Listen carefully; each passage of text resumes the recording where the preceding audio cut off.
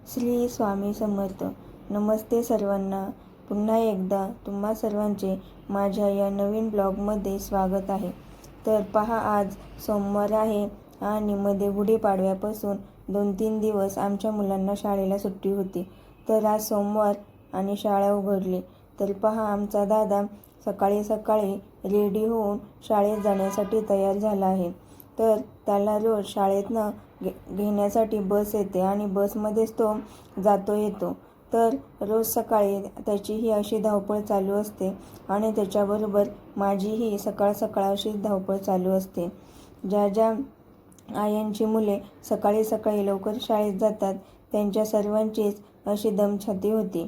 त्यामुळे सकाळी सकाळी मुलांचं आवरणं, त्यांना आंघोळ घालणं, कपडे घालणं, त्यांचा डब्बा बनवणं हे मोठं मुश्किलीचं काम आहे.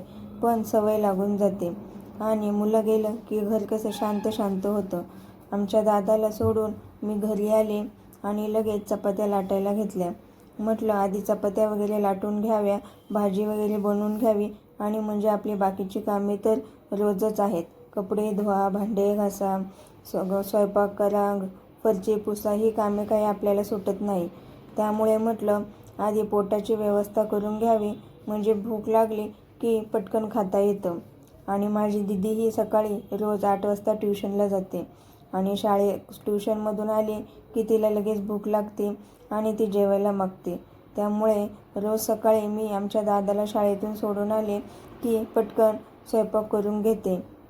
स्वयंपाक झाला म्हणजे बाकीच्या कामांचे टेन्शन राहत नाही. बाकीचे कामं हे पटपट पटपट करता येतात. तर पहा, माझी चपाती कशी गोल आहे का वाकडी ते नक्की सांगा. तर आज मुलांना शाळेला डब्बा द्यायचा आहे, त्यामुळे मध्ये 2-3 दिवस भाकरीच बनवत होते. पण आता शाळा चालू झाली, डब्याला भाजी आणि चपातीच द्यावी लागते. म्हणून आता आजपासनं शनिवारपर्यंत रोज चपातीच करणार आणि करावीच लागते. कारण की माझी मुलं भाकरी रोज रोज खात नाही. बघा चपाती कशी आहे माझी, एवढी टम नाही पण थोडी तरी फुगली. तर तुमची चपाती फुगते का अशी? आणि पीठ मी हे सकाळी लवकरच मळते 5:30 वाजता. त्यामुळे 8 वाजता चपात्या करायला घेतलं की पीठ खूप पातळ होते आणि चपाती लाटायला नाकी 9 येतात. ती चपाती इकडून तिकडं पळते आणि वाकडी होते. त्यामुळे तिला हळूहळू चपाती ही हळूहळू आणि व्यवस्थितच लाटावी लागते, नाहीतर ती एकदम वाकडी तिकडी बनून जाते. तर चपात्या पटकन लाटून घेतल्या आणि दिदी ही ट्युशनमधून आली. म्हटलं आधी तिच्या पटकन वेण्या घालून घ्याव्या, कारण की तीसुद्धा शाळेत जाण्यासाठी तिला बस येते आणि बस गेली की मग मात्र सुट्टीच होते. कारण की मलाही सोडवायला टाईम नाही आणि सोडवायला गेलं की आमच्या इथनं शाळेला सोडवायला जायचं म्हटलं की रिक्षावाले डायरेक्ट 150 रुपये घेतात. त्यामुळे तिची सुट्टीच होते. आणि पहा आमची किती घाई आहे, वेण्याही घालायच्या, जेवणही करायचं. माझ्या दिदीच्या मागं तर खूप बाबा धावपळ असते. बिचारी सकाळी 8 ते 10 ट्युशनला जाते. 10ला आली की ती तिचे कपडे दप्तर वगैरे भरते आणि लगेच 11:45ला तिची बस येते. त्याच्यामुळे तिला एकदम पटपट करावं लागते. जेवणही ती वेण्या घालता घालताच पटपट खाते. अवघड आहे बाबा आजकालच्या मुलांच्या शाळेचं.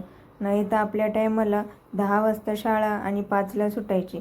सकाळी मस्त भरपेट घरून खाऊन निघायचं आणि दुपारीही 2-2:30ला सुट्टी व्हायची आपली आणि संध्याकाळी 5-5:30ला तर आपण घरीही पोचायचो.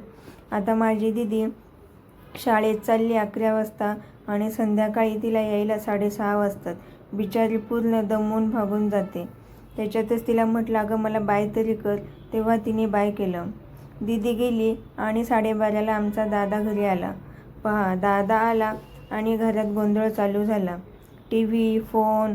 दादा आला, कपडे इकडे तिकडे टाकले, दप्तर टाकले आणि TV लावून मस्त बसला. म्हटला मम्मी मला जेवायला आणून दे. तर आज मस्त भाजी, चपाती आणि डाळ भात केला होता. पण तुम्ही बघा आमच्या दादाचं काय खाणं आहे ते. त्याला टोमॅटो सॉसमध्ये फक्त शेंगदाण्याची मिरची टाकून खायला आवडते. कोणतीही भाजी असली तरी त्याला आवडत नाही. त्याला भाजीची काही गरज लागत नाही. त्याला फक्त टोमॅटो सॉस आणि शेंगदाण्याची मिरची दिली तरी त्याला आवडतो. त्याचा हा आवडता पदार्थ आहे. पण तुम्ही सांगा, रोज रोज सकाळ संध्याकाळ शेंगदाण्याची मिरची दिली तर त्याला प्रोटीन कशाने भेटणार? पण तो ऐकतच नाही आणि नाही दिलं तर डायरेक्ट नाही जेवणार म्हणून सांगतो. तर आता काय करावं बरं, तुम्हीच सांगा. शेंगदाण्याच्या मिरचीने कसं त्याला प्रोटीन भेटेन आणि कशी त्याला शक्ती यायची. पण आता काय करायचं, जे नाही ते जे आहे ते खा बाबा असं म्हणावं लागते. तुझ्या इच्छेने तुला आवडते तर खा. त्यानंतर दुपारी म्हटलं अक्रोड आहेत घरी, खूप दिवस झाले मुलांना रोज खा खा म्हणते पण ते काही खात नाही. म्हटलं आज याचा मस्त फडशाच पाडावा आणि याला फोडून याचे यूट्यूबवरती बघून मस्त लाडू बनवावे.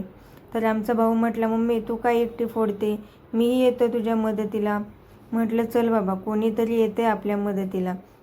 म्हटलं आज याचे मस्तच दिसतात तसे गोल गोल छान लाडू बनवूया. तर लाडू बनवायचं नियोजन होतं, पण अचानकच मैत्रिणी एक घरी आली. तर तिने आत्ताच मध्ये एक नवीन फ्लॅटची खरेदी केली आणि तिला तिथे फर्निचर करायचं होतं. तर ती घरी आली आणि म्हटली चला आमच्यासोबत.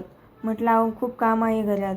पण त्यांनी खूप आग्रह केला आणि कोणी जर आपल्याला आग्रह केला तर आपल्याला नाही म्हणता येत नाही.